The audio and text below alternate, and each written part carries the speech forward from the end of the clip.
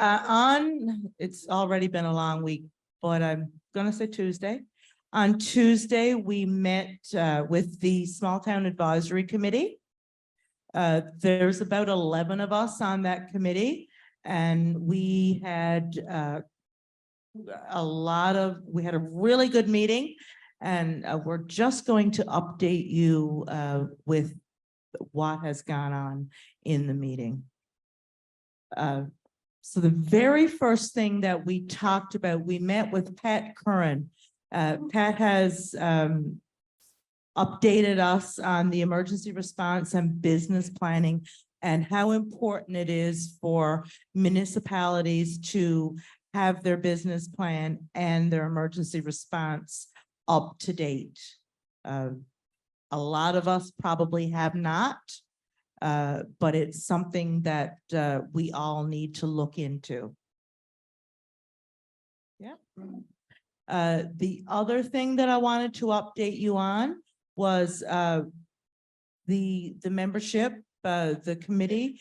We talked about bringing agriculture and the fisheries update back to the table for municipal conversations.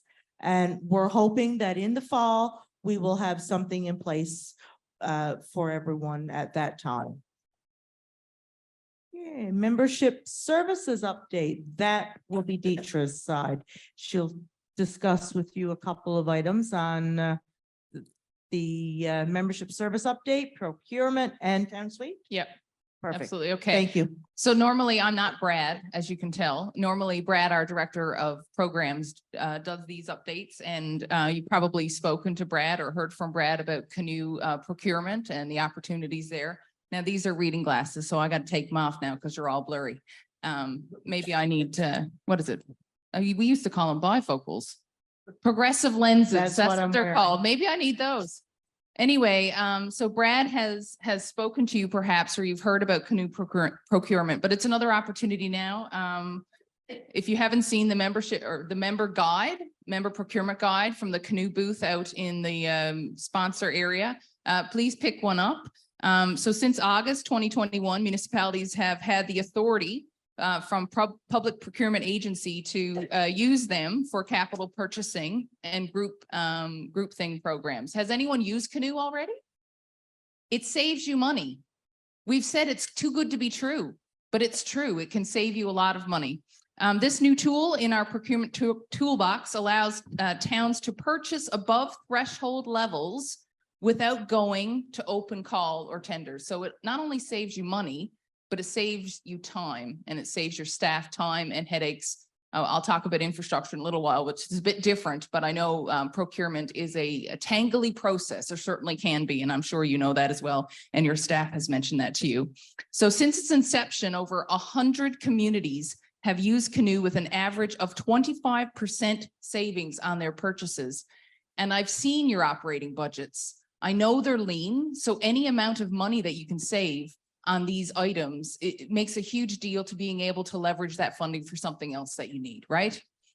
So some suppliers include Staples, City Tire, and Auto, Caterpillar, JCB, John Deere, Napa, and many others. And certainly that list of suppliers is growing. And I just spoke with Brad, and he anticipates we'll have more suppliers come on board and be available at the conference. So if you think there's not a supplier there, perhaps that person or that group will be coming on. So what I would recommend that you do is, if you have questions or don't quite understand how it works yet, certainly reach out to Brad, bpower@municipalnl.ca. Pick up one of these guides and have a look and see what's in there for you, because perhaps you're thinking now, as your business planning is moving through the fiscal, that you might want to think about how you can save some more money.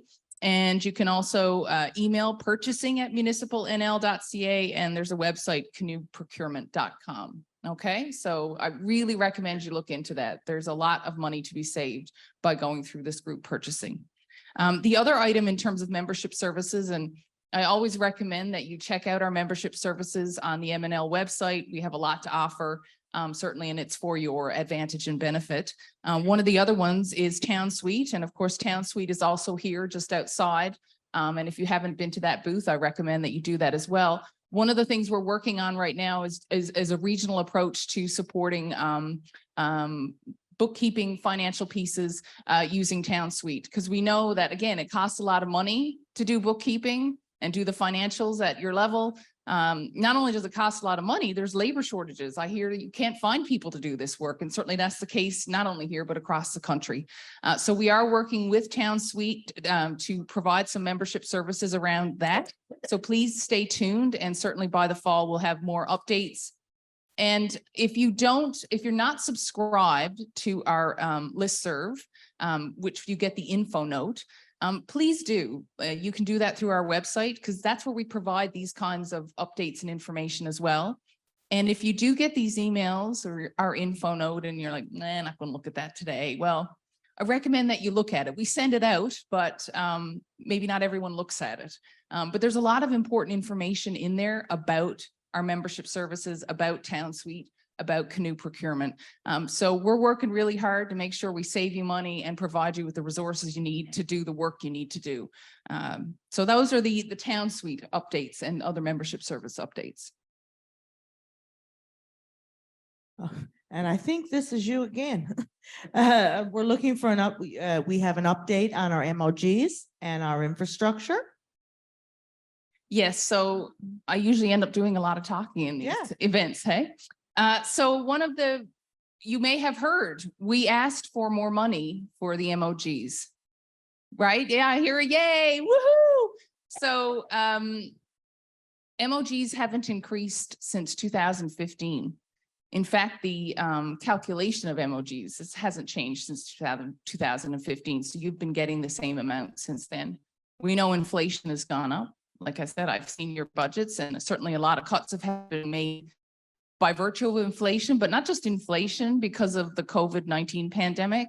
And when we spoke with you about the impacts of COVID plus inflation, some of the areas where you need to cut most readily is in professional development, travel, training, all of the essential elements to support your staff and your counselors to even attend events like this. It's important to come together, right?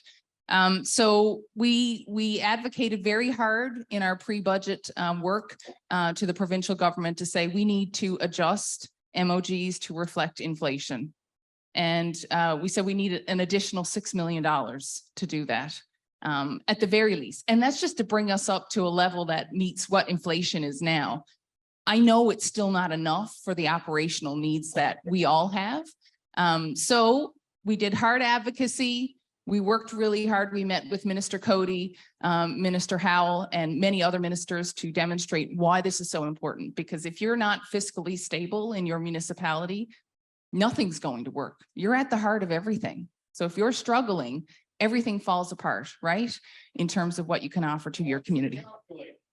How is it calculated? Well, there's a formula that there is a formula in place right now, and has been since 2015. And as a statistician, I can get deep into that formula. I will just say it's based on your remoteness, the number of households, usual households in your community, plus some flexibility. Lived-in households. Lived-in households, Yes.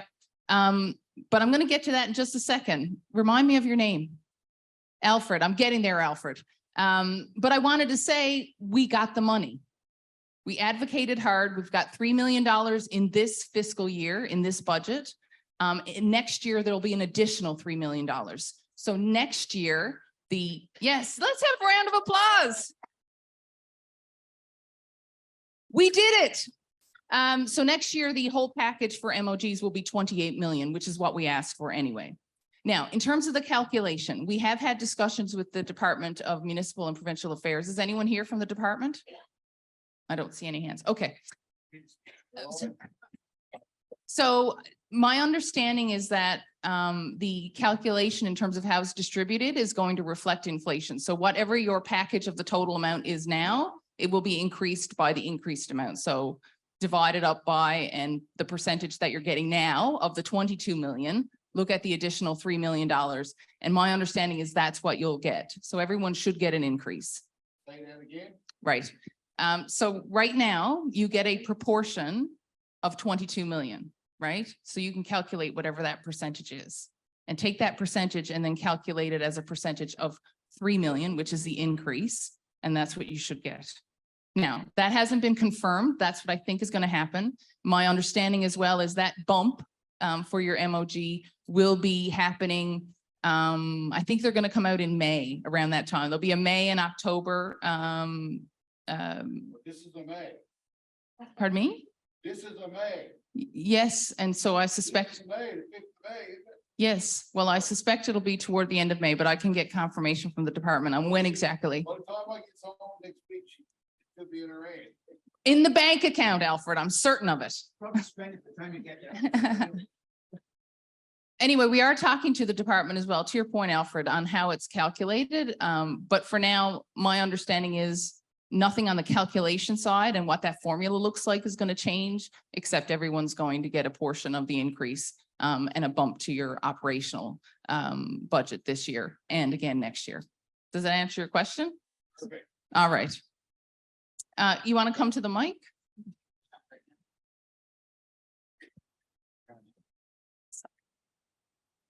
So, the 28 million, Mhm. is divided among all of the municipalities in Newfoundland? With the exception of the largest 7 who don't receive municipal operating grants. Oh, okay. Yep. good.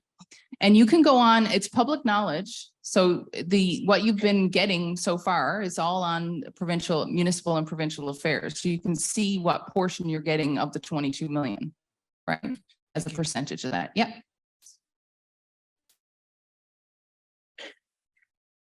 Maisie Clark, Mayor of Campbellton. This is not a question, it's a plug. I'm ready. Are you? Yeah. Well, I'm not sure, Maisie, but go ahead. Well, I've been mayor for almost 22 years and I've taken every training I think it's been offered. But when the module came out for training, I decided to take it, not go virtual, because I am not a fan of virtual. And I have to tell you that Monday and Tuesday, it was the best 2 days I've spent for a long time. The interaction between people was something you are not going to get virtual. And I look at my counselors, the ones who are going to take it virtual, it's not going to happen. For one thing, they're going to put their sound on mute. They're going to turn off the cameras, because if there's a lot of people on, you have to do that anyway, so you don't get a lot of static. And they're going to go away and do other things. But there's no interaction between people. So what I'm saying to you as mayors and councillors, when you go back, encourage your people to take face-to-face training if they're going to get anything out of it at all. And I'd like to encourage M&L to provide Saturday and Sunday trainings, because we have people who are working. Okay. Thank you. Thank you, Maisie. Thanks, Maisie. And to that point, Maisie's referring to the code of conduct training packages, but perhaps others as well. Yes? Admit it's training, they can do it if you want at home. A lot of it is common sense, I realize that. But the other modules definitely needs to be face to face. Right. Yes. So earlier in the week, there was training offered through M&L by Sandy Hounsel on code of conduct with all the modules in that part of the mandatory training. Again, there is, to my earlier point, when budget cuts happen, there are cost cutting associated with training. I think Maisie makes a great point. It's important to invest in that. And now even, when you're looking at the increases to your MOGs, it's something that you can look at in terms of not putting extra strain on your budget to be able to offer that in-person training. Any other questions on the MOGs based on what I've said? And as soon as we hear confirmation of exactly when it's going to go out and what those calculations are going to look like, we will certainly send out a message to you and to our members. So please keep your eye on your inboxes. And if you have any questions about any of this, you all know how to get a hold of me through email. 986-2771 is my cell phone number. Give me a call. Good. Thank you. Next update we have again is on our infrastructure. Right. She has all the notes in her computer. Welcome to the Deeper World. The Yeah. Teacher Walsh Show. Yeah. Major- Well, I wouldn't go that far. There are things I don't know. So we've had a lot of conversations about infrastructure. And again, in our pre-budget advocacy, we asked for some answers to a few important questions on infrastructure. Namely, there was $38 million still left on the table as it related to the Investing in Canada Infrastructure Program. Perhaps you applied for a project underneath that program. Our members weren't hearing anything. and we had contacted the minister a number of times and hadn't heard back in terms of when was that money going to be allocated? Because the federal government had said, if you don't allocate it by March 31st or put your projects forward, you're going to lose it. So we did a big piece of advocacy on that. We did receive answers on that, certainly that all of the projects or all of the funds had been spoken for. So projects did go forward to the federal government for approval. If you did apply under ISIP and you haven't heard about it, either you are successful or not, reach out to me. We can inquire to find out the status of the particular project that you put in. I can't tell you if it's been approved, but I can ask if that project was forwarded to the federal government for consideration or approval. So that was an important step. We also asked for long-term infrastructure planning from the provincial government, which is something we've been asking for a long time. It's hard to compete annually. We talked about this in the fall, and I know, Maisie, you're very passionate about this as well. The time and costs associated with putting in annual applications is exorbitant, and it is hard on your staff, and you may or may not even get those projects. So it actually, as we said in the fall, it sets you up to fail, and we want to see that change. So we were very clear with the minister on that particular piece as well. But what I'd like to speak about now. Something better in mind to replace it? Well, you know, Alfred, I think the multi-year capital works that the largest 7 avail of right now is a model that works. And also the Canada Community Building Fund, which you all get a per capita cut every year, and you can bank those over 5 years, or your money's over for that over 5 years to designate it to what you want. That's a better model because it doesn't involve a competition, and you get to choose what you do with your CCBF funding. So if it were up to me, I would say that that's the model we need to go for. You know, multi-year without competition, perhaps, you know, per capita or based on need. There has to be a new model, has to be a new model. So we are advocating for that. But some of the conversations we heard in the fall from you and the feedback, significant issues with procurement, significant issues with infrastructure projects.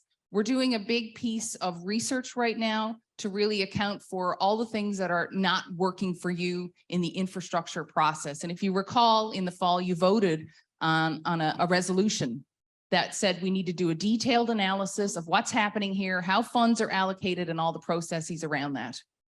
Some of the things I've heard from you, and I want to share it now, and you can nod your heads if it resonates, that I think are important for us to keep in mind. Projects are not being approved, even when they fit criteria.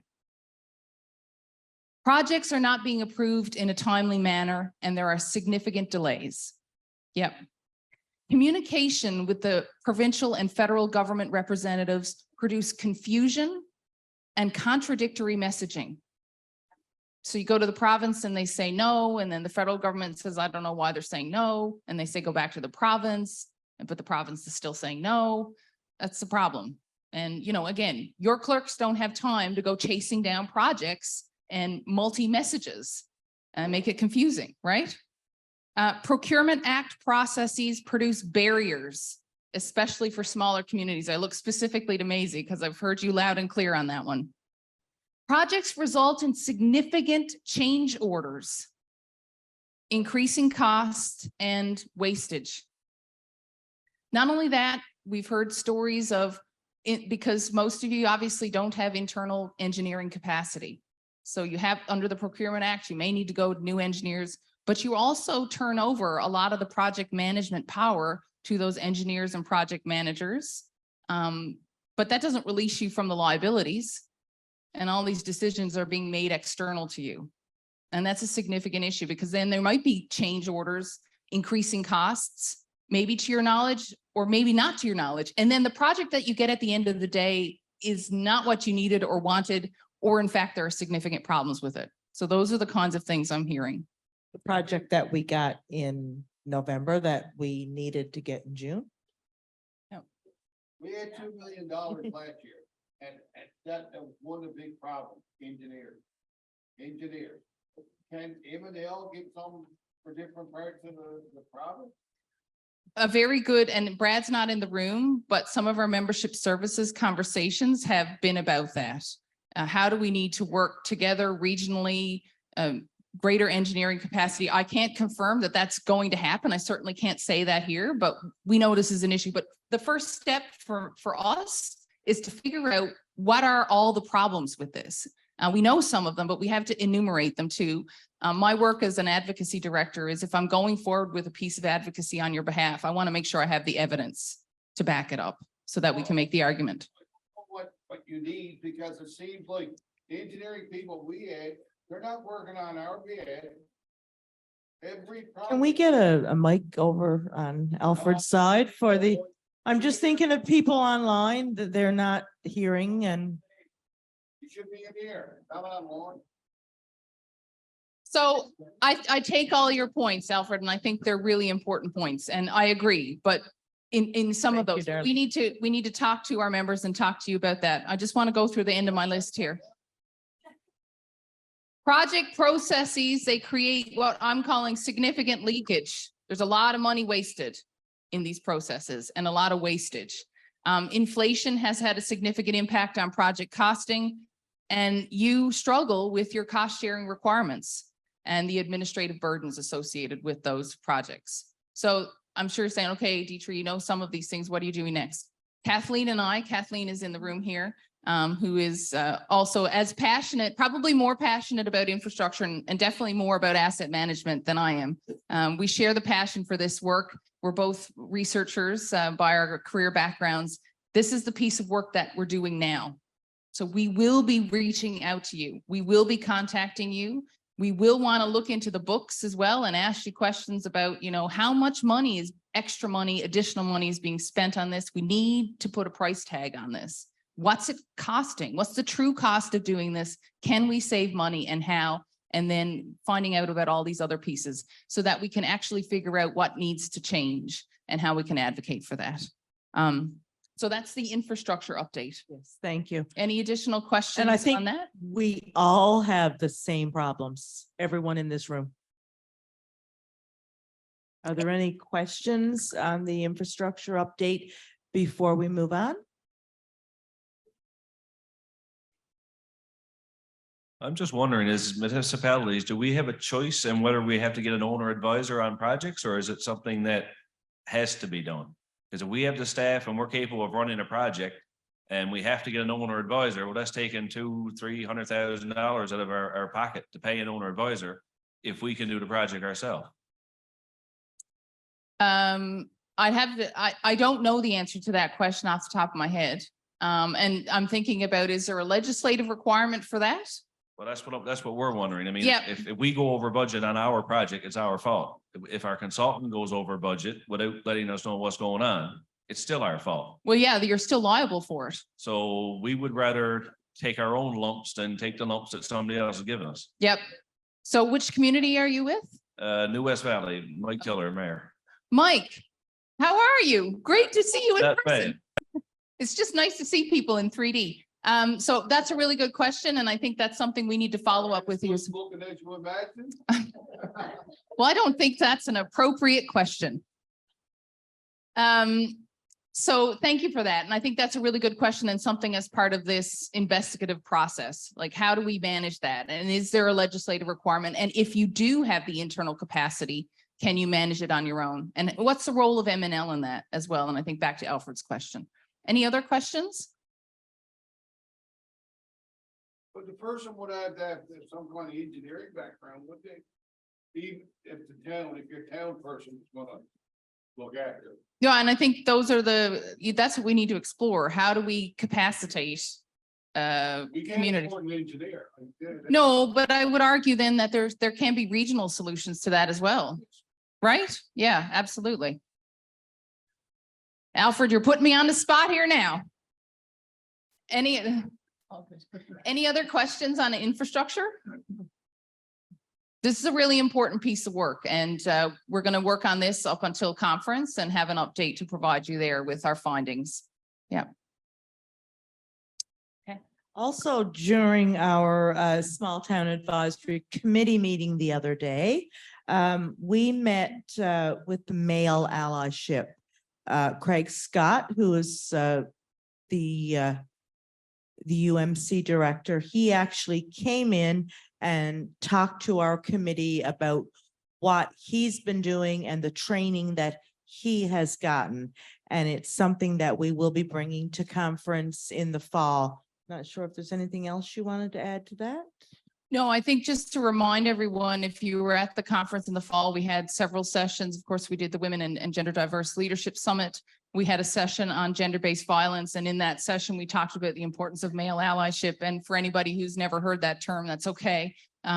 It's about really, I'll read this out to you. Although most men notionally support more gender inclusion and equity, there is clear research that men are often challenged at recognizing gender discrimination and harassment in real time. For instance, despite the recent focus on workplace sexual harassment and assault, a 2018 study revealed that 77% of men didn't see harassment as a problem, even as 38% of their female colleagues reported experiencing workplace harassment. It's the things we don't know as we relate to one another.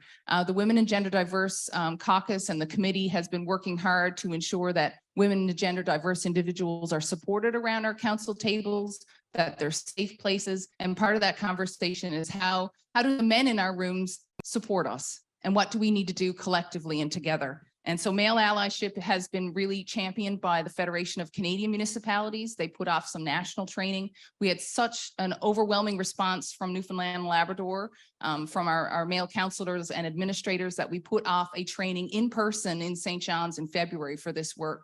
And it was very, very important for that group. Craig Scott was part of that group. And that training involved what's known as situational awareness. So the importance of self-educating, attending to nonverbal things, noticing sexist words and phrases, paying attention to who's included and who's not, and asking women and gender diverse individuals about their experiences. I'm just glossing over it, but just so you know the kind of work we're doing and why it's important, because we do need to support one another, right, around our council tables. Everyone needs to feel safe and lifting everyone else up, because we got a lot of work to do, and interpersonal conflict and gender-based violence and harassment, it is no place at our council tables because we got too much work to do and there's too many things happening. So MNL is championing male allyship as well. Craig came in and talked to the committee, and we're hoping to bring this forward again to conference so that we can get you all involved in this conversation in important ways. Okay. Thank you. Just want to give a little update on our virtual roundtables. I'm not sure if everyone here knows that we have been doing them usually before, our next one is just before conference. So maybe quarterly, am I right by saying that? Pretty close to quarterly. They've been. Remember this. Speaking to the mic. Well, Jay's Speaking to the mic, Jay's got Alfred. it all under Oh, control, okay. right, Jay? If That's you right. remember the at convention symposium last year, this is what the membership had asked for. We've had two, the last one a couple of weeks ago, and we had over 28 communities. So if you haven't participated, when we send out the invitation, because it goes out in the info notes and everything through to all the small towns, and it is exclusive to the small towns. I would encourage as many of you as possible to participate, because it's a roundtable discussion on the issues that are just that you bring up, and some of the solutions that we can come up with. And then, if I may, further to that, if you remember a couple of years ago in convention, we had a World Cafe roundtable. Well, we're going to try and do something very similar at this convention for small towns only. So we're trying to see if we can put some of that together, and that will also be based on some of the information that we're getting back from our virtual coffee shops. And we're doing it in the evening so that we don't conflict with people that are working on Wednesday. And then, again, that was one of the requests that we had. So we will continue to do that. So I think we've had some great response. Thanks.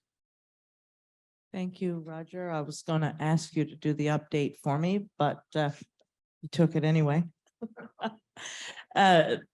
Roger's been great.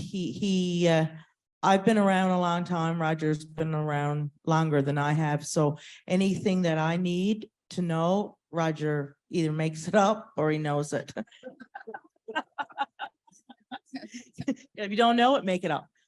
But the virtual roundtables it's been a great success.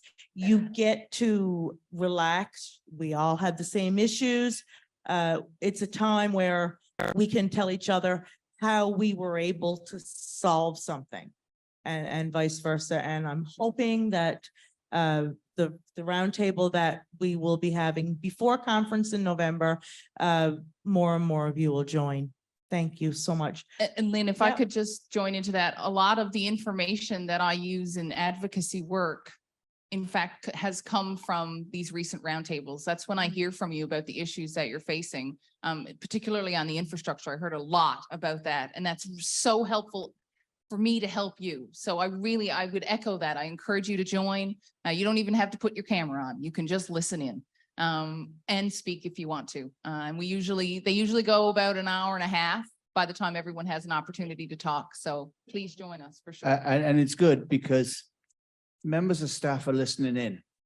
You know, I mean, if somebody's got a particular question of staff, they're there to answer it. We don't have to say, well, I'll get back to you. But for the most part, staff are there listening to the concerns that we have as small towns. And as Deidre said, taking some of that to come back with some of the answers that we've come up with now. And I'm sure there's going to be more the time we get to October. The next thing that the committee spoke about was the conference in the fall.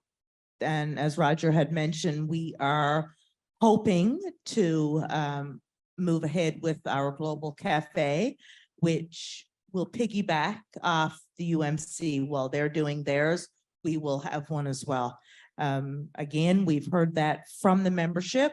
They want it back. It was a great idea to just have the small town caucus involved and the UMC to have their own. So it will make more sense to do it that way. So hopefully that will pan out. Deidre, was there any other updates? I think that was pretty much the updates, and we're out of time. Are there any quick questions that need to be answered or would like to be answered? Keith? Keith Builder, Flowers Cove. I got a couple of questions that we did mention at the AGM, a couple of things. Roger, remember that. We were tied in Northern Peninsula, Great Northern Peninsula, tied in with Western. And we had to travel to Deer Lake. This is the last one, now quite a while ago. And we suggested that although we have some common things, the Great Northern Peninsula got unique problems that needs to be settled in-house and Great Northern Peninsula. In other words, Hawke's Bay, Roger, you know, I mentioned this before, that we would like to have it there rather than be tied in with Western. Not that I have anything against Western. Keith, just for a second, let me make it clear. You're talking about the regional meetings that will be happening? Okay, Yes, thank you. regional meeting. Because we've only had one tied in with Western. It was okay, but it was too far a drive and not necessary. The other thing came up at the AGM was voting. And Craig mentioned this in the second last speech or conversation. And he said that we'll do it by phone. And that's what we did. And why can't any member, paid up member on the Great Northern Peninsula vote for anything, Northern Director or whoever? It's easy and simple. I'm surprised how easy it is. Even I could handle it. I'm saying something. The other thing I mentioned, the justice motion that we put in for Flowers Cove put in at the AGM. And it puts pressure on volunteers. We've had in the last 30 years plus, only 2 instances where we had a verbal abuse and possibly a chance for physical abuse to our staff and council. And I think that's got to stop. We got to have the Minister of Municipal Affairs or legislation put something in place that has teeth. Just calling them the RCMP is not enough, don't work. eastbound don't work. You gotta be something in the legislation that says, look, if you harass our staff or counselor, this is what you're gonna get. Conviction or whatever the case may be. Deidre, I think you may be able, okay, sorry. What's that? I said, sorry, I was gonna just respond to it, but is there something else? Yeah, one other. Sorry. Okay. I mentioned, well, not really. Crown Lands will be next up. I'll have my say about Crown Lands then. Yeah, one more thing about the justice system. I said at the, did this training for Monday and Tuesday, and I said, you know, Sandy, I'm not afraid of anything creeping or crawling, except my missus, of course. So what's gotta happen, we gotta have something in place that we can correct this. Thanks for that. Oh, sorry. Go ahead, give him a round of applause. All good. Keith, if you didn't mention Crown Lands, I would have been surprised. And I'm so happy we have it on the agenda this year. Yep, so regional meetings, certainly other conversations that you can have with, certainly get in touch with Rob. I know that, you know, on the voting issue, that's something to chat with Rob about as well. On the matter of the resolution and bullying and harassment, we do take that very seriously. We've had some conversations with Minister Davis already, who's Minister responsible for labor. We've also had conversations, or Minister Howell is aware of this. So Keith, I'm certainly happy to provide you with an update on where that's at right now, because there's two resolutions that actually speak to harassment and bullying. One that's strike related and strike action related, and the other that you put forward. So we are working on that, and I can provide you with an update. And yes, it's not acceptable for any kind of harassment or abuse for staff or councils to be experiencing on the part of residents. And I know that that's happening quite a bit, not only in real time, but certainly on social media. Again, it's not okay. Most of you are volunteering. Well, you're all volunteering, and some people might be getting some remuneration, but effectively your volunteers working hard for your community. It's not acceptable. And I think we're out of time. Thank you. Yes, we are at a time. Hopefully in the fall, we can pick up on these discussions and during our virtual roundtables. Before I adjourn this meeting, I just would like to thank the staff. They've been so good. They've been, whenever we need a question answered, if I need a question answered, if the membership needs a question, they do their best. They work very hard. And I would also like to thank my sidekick, Roger, for helping whenever I need help. And that's it. I will adjourn this meeting. Thank you.